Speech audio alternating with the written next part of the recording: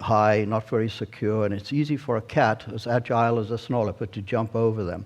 Once they're in there, of course, the sheep and goat can't escape, and that cat's killing instinct is repeatedly triggered, and you may end up with 100 goats mortally wounded or killed. And local people really sincerely believe that snow leopards are bloodsuckers, that they don't eat meat, and I think a lot of it happens because they find these 10, 20 animals injured, and they've all got throat wounds, and the cat's exhausted from all this and is sleeping somewhere.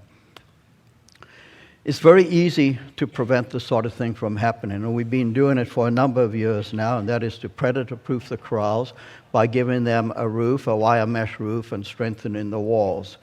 And that really does create a situation where people are much more willing to live with snow leopards. However, it is quite expensive to bring all that wire mesh and those poles into a treeless area like this. These are different corrals. And we are looking for different alternatives. The cost is about anywhere between $2,000 and $3,000 or $4,000 for a corral. We want something much cheaper. And I'm working with a couple of people to see if we can come up with electronic deterrents that actually, shine lights at night and so on, and hopefully would deter a snow leopard from approaching closer. This is what we want to prevent. Now, this is a cat being hauled out of a basement livestock pen, so often the livestock are maintained below the house. This is a smoke hole, actually, an air hole for the livestock, and it would be so easy to put bars across there so the cat could not jump in.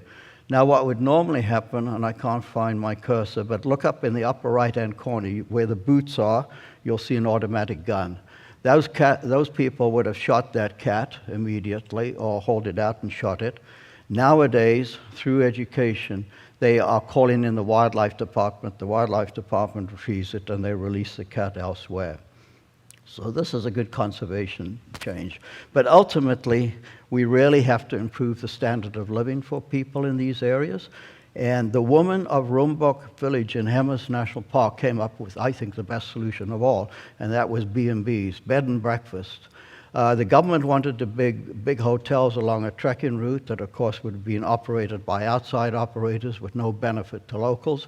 The woman stood their ground and said, no, we've got a better idea, please invest in this. And that's something we gave them training for under a UNESCO grant to service people to hygienic food. So for $12 now, it's 12 to 15. You get 3 meals, you get a room to sleep in. You've got to bring your sleeping bag, but you get an opportunity for cultural interaction.